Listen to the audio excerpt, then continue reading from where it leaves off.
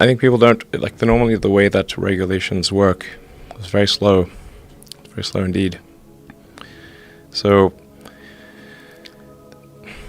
usually there'll be some new technology. It will cause damage or death. There will be an outcry. There will be an investigation. Years will pass.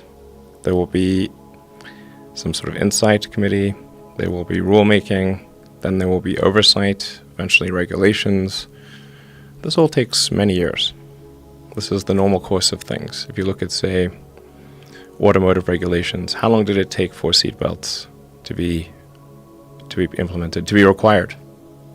The auto industry fought seatbelts, I think, for more than a decade.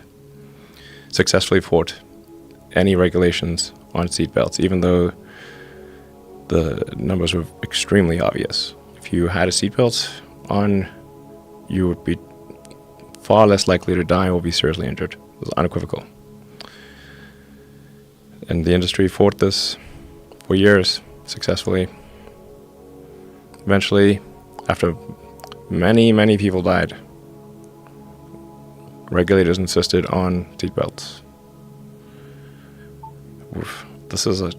This time frame is not relevant to AI. You can't take 10 years from the point at which it's dangerous. It's too late.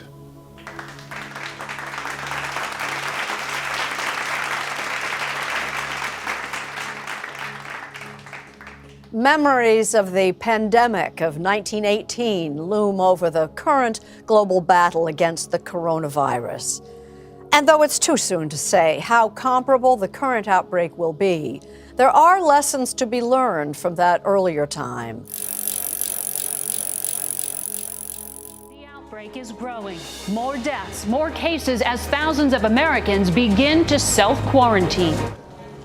If the outbreak of COVID-19 has a bullseye in the U.S., it's Washington State. Most of those cases are linked to a nursing home outside Seattle. Schools and universities closed. A gauge of alarm here. Washington State's death toll continues to rise. Seen in Seattle, a lot of masks. But not for the first time. Substitute Spanish flu for coronavirus, 1918 for 2020. And just look. Seattle seized by the Godzilla of modern pandemics. The 1918 flu killed 675,000 Americans.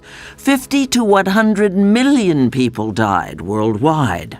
And that's equivalent to 225 to 450 million people today. That's incredible. The numbers are staggering.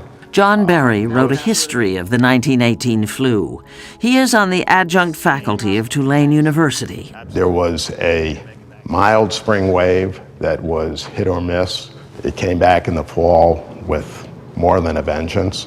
Probably 60 to 70% of the deaths actually occurred in an incredibly short time of probably about 14 or 15 weeks. Really? From late September 1918 until, through December, maybe a little into January.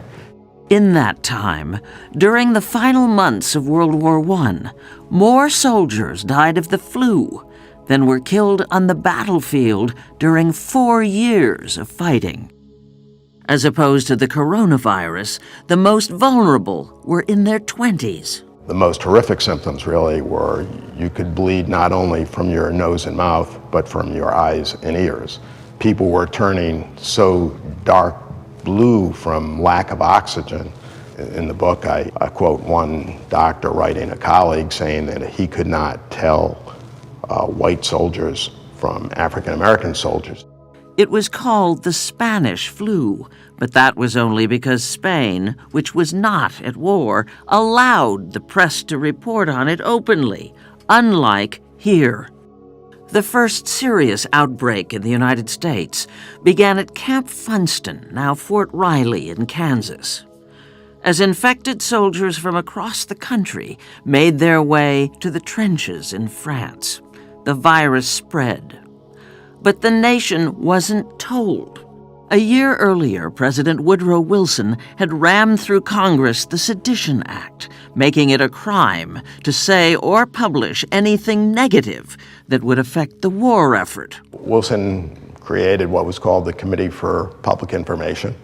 The architect of that committee said, "Truth and falsehood are arbitrary terms. The force of an idea lies in its inspirational value. It matters very little if it is true or false." Was that a license to lie to the American public? It was precisely that. In the United States, you had national public health leaders saying such things as, quote, "This is ordinary influenza by another name," unquote. At the local level, the same kind of thing was occurring. With deadly consequences, no more so than in Philadelphia, which went ahead with a huge war bond parade in the fall of 1918, when the virus was at its most virulent. Newspapers killed stories, quoting the medical community saying, "Don't do it." So 48 hours later, influenza exploded around the city. The result is it's one of the hardest hit cities in the world, and the mass graves being dug by steam shovels and so forth. And how many people died? About 14,500 in Philadelphia. Compare the signs that went up then to now. Notice that hand washing wasn't mentioned. Americans could see for themselves, in spite of what they were told. They thought they were less likely to catch the flu outside. They did whatever they could, given what they didn't know. Back in 1918, they had no idea what it was that they were suffering from and what it was that they were being killed by. And to me, that's the most frightening aspect of the 1918 epidemic.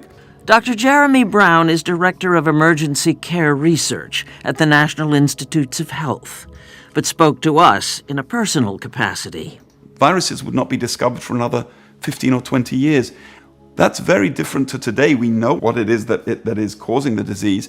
Brown has written extensively about influenza and argues that 2020 will not be another 1918, thanks to advances in science.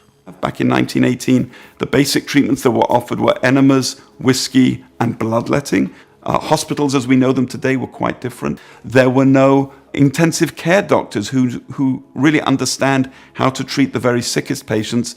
There were no antibiotics to treat any secondary infection. So it was a very, very different time and a very different way of practicing medicine back then. But for John Barry, there is a takeaway from then that still applies. The biggest lesson from the 1918 pandemic is clearly to tell the truth. What are the consequences if the truth isn't told?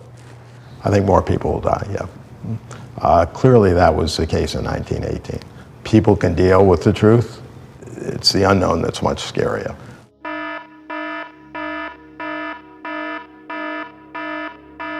Get vaccinated. There's still time to get vaccinated. We're right in the midst of this season. We have no idea how long it's going to go on.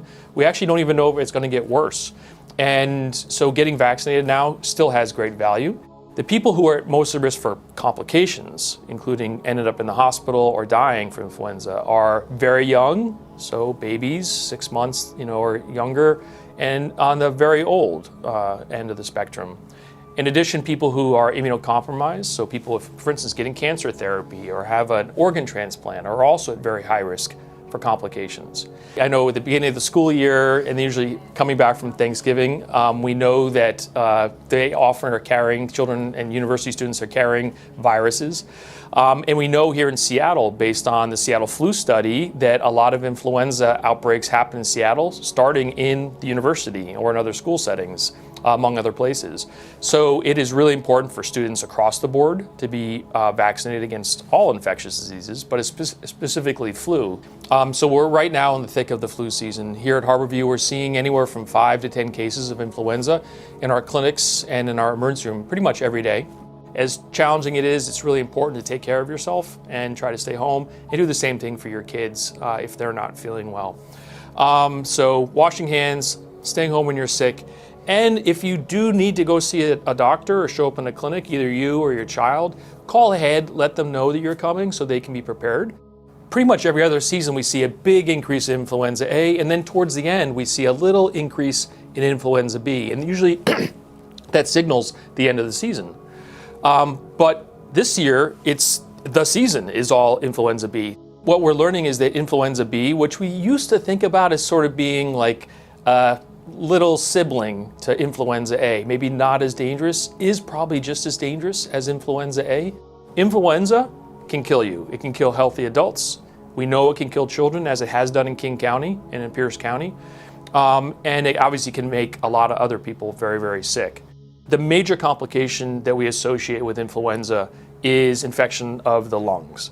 That's the most feared one, so basically influenza pneumonia, which can make it very difficult to breathe and require hospital care and sometimes even admission to a critical care or ICU.